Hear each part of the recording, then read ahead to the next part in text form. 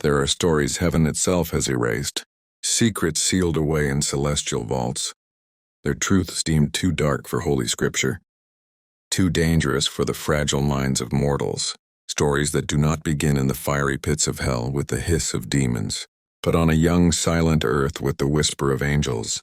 In the last chapter of Myth Abyss, the rebellion of Lucifer, the war in heaven, the first great uprising against the divine throne was revealed. You will remember it as a war of fire and celestial steel, a conflict that tore the heavens asunder. Lucifer's was a rebellion born of pride, a war for power that ended with him and his followers cast into the abyss, and the gates of heaven sealed against rebellion forever. But what if that thunderous clash of swords was not the end of heaven's betrayal? What if, after the din of war had faded and a cold, absolute silence had fallen upon the angelic choirs, another group of angels defied the divine throne, not for power, not for vengeance, but for desire? Lucifer's was a rebellion against a single divine ruler. Theirs was a rebellion against divine design itself. This is the forbidden second angelic rebellion, the story of the Watchers, the angels sent to be the silent guardians of humanity, who instead fell in love with it. We piece together this forbidden history from the fragments heaven left behind, from the lost pages of the Book of Enoch, their leaves as brittle as autumn dust, from ancient tablets etched in a forgotten tongue buried beneath desert ruins, and from the whispered lore, condemned as heresy by early church, councils robed in shadow. This is a story covered in centuries of deliberate silence, a story heaven wanted erased. Tonight, Myth Abyss opens the sealed gate to the past. We will unearth the truth of Semjaza, the brilliant leader who guided the fall. We will expose the secrets of Azazel, the angel who armed humanity for its own destruction, and we will confront the terrifying legacy of the Nephilim, the children of angels and humans, a race of monsters born of a forbidden, impossible union. So listen closely, for what you are about to hear is not myth. It is not legend. This, according to the scriptures heaven tried to burn, is history. The long watch, long before the flood, before the rise of prophets and the clash of kingdoms, the earth was silent and young. Humanity, still in its infancy, wandered in small, scattered tribes, their minds not yet awakened to the world around them. From the frozen mountains of Ardis to the endless, sun-scorched sands of Nod, they shivered in caves, their language a collection of broken sounds and gestures. They were a fragile species, lost and primitive beneath a sky ruled by powers they could not yet comprehend. They feared the beast that stalked the land, and they feared the suffocating darkness of the night. It was then that the Creator commanded a legion of angels to descend. 200 of them. Theirs was not a mission of conquest or rule. They were not to interfere. Their sole purpose was to watch. From their station upon the towering, windswept summit of Mount Hermon, a lonely peak that pierced the sky, they stood as sentinels, observers, guardians. In forgotten scriptures, they would be known by a single name, the Watchers. For 1,000 years they obeyed. They were perfect instruments of heaven, their hearts still, their eyes holding no shadow. They were beings of light and fire, and from their silent perch they observed. They watched as mankind lit its first fires against the cold. They watched as they built their first crude shelters against the wind. And they watched as they cried their first, desperate prayers to a sky that did not answer, but eternity is long. And even an angel, forged from divine will, can grow restless. The longer they watched, the more they changed. They watched a man carve the first spear from wood and stone, a fragile tool against a hostile world. They watched a woman sing the first lament over death, her voice a fragile sound filled with a sorrow they had never known. And slowly, unbearably, humanity began to fascinate them. For humans were imperfect, and yet they struggled. They were weak, and yet they survived. They were mortal. a fleeting spark in the vastness of time, and yet they defied fate with every single breath. Among all the watchers, their leader, Semjaza, feared for his wisdom and trusted by heaven, itself felt this change most deeply. A single dangerous question began to echo in the silence of his immortal mind. A whisper that would unravel creation. Why does the Creator love them more than us? That question was his beginning and his end.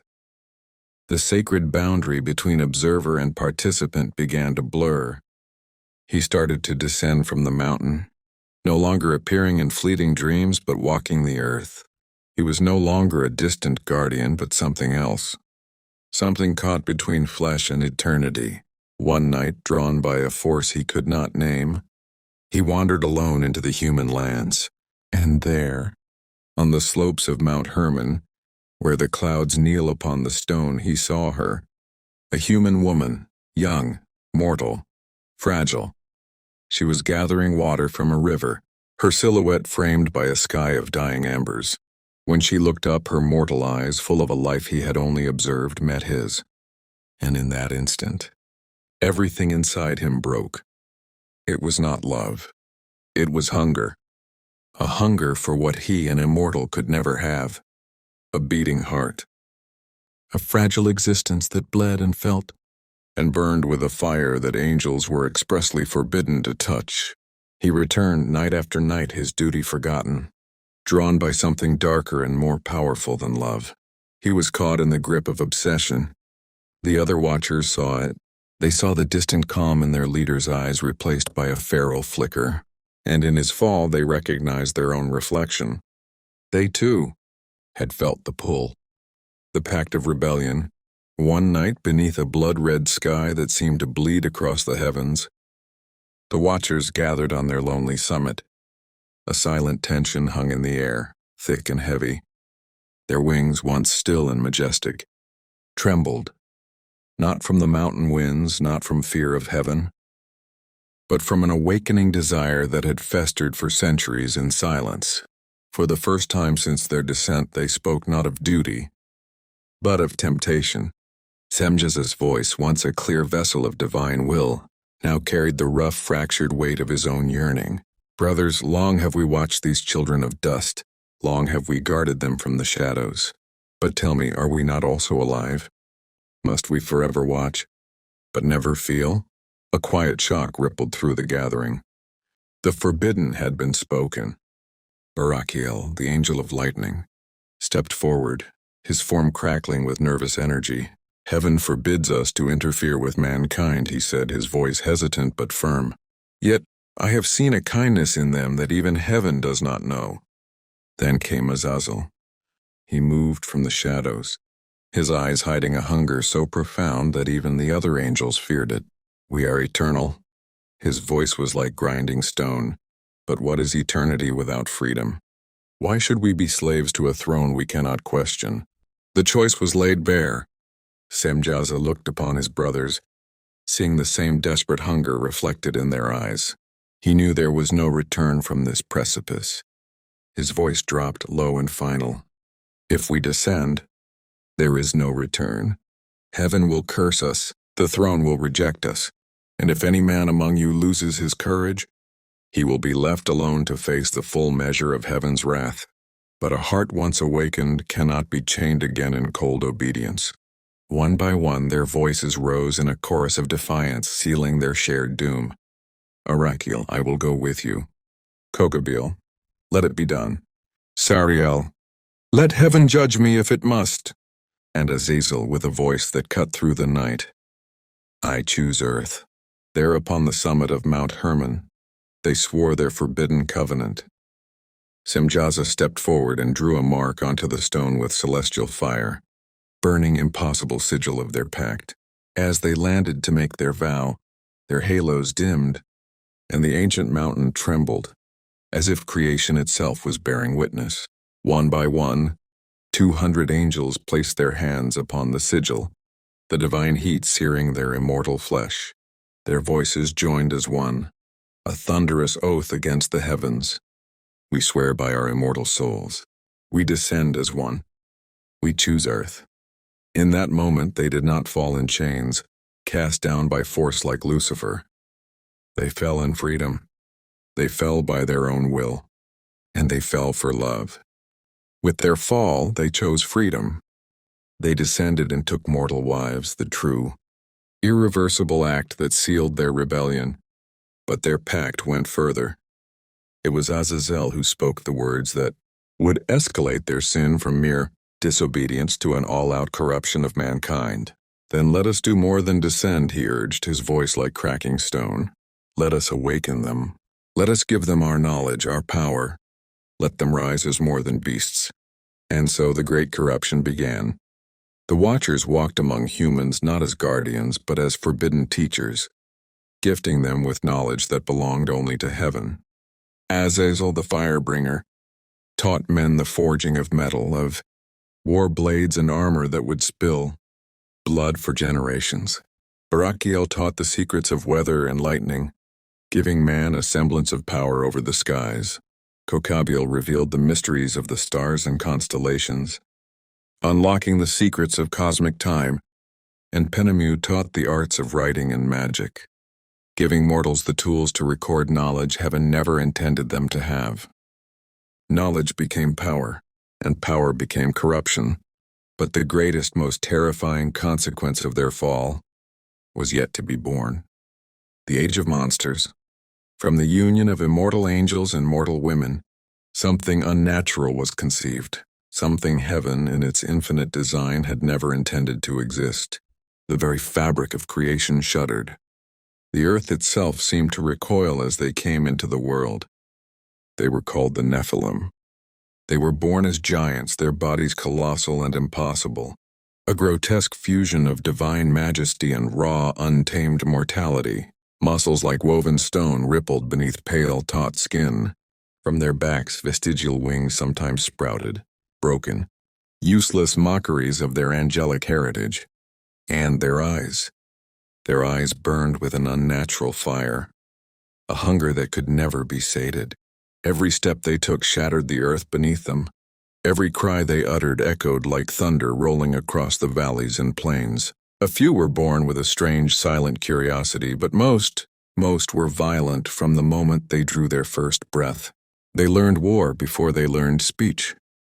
They moved with a predator's grace, crushing the weak, devouring all that they desired. Villages vanished overnight, leaving nothing behind but charred remains and the trembling survivors who whispered, in terror of new gods and monsters, walking the earth. Human fear under the weight of such power began to twist. Fear turned to awe. Awe curdled into a dark worship, and worship descended into desperate, bloody sacrifice. From the peak of Mount Hermon, the Watchers observed their children with a terrifying mix of awe and horror. Their rebellion had birthed titans of flesh and spirit. But a dreadful realization dawned upon them. They were now powerless to control what they had wrought. Semjaza's heart, already heavy with sin, now sank into a black abyss of dread. His voice was a choked whisper. What have we done? We sought freedom, and instead, we have brought a plague upon this world. But Azazel, ever defiant, gazed at the fires consuming the horizon, a grim satisfaction in his burning eyes. Chaos is the natural order that heaven fears.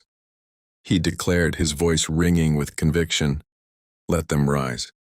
Let the earth remember our power and our choice.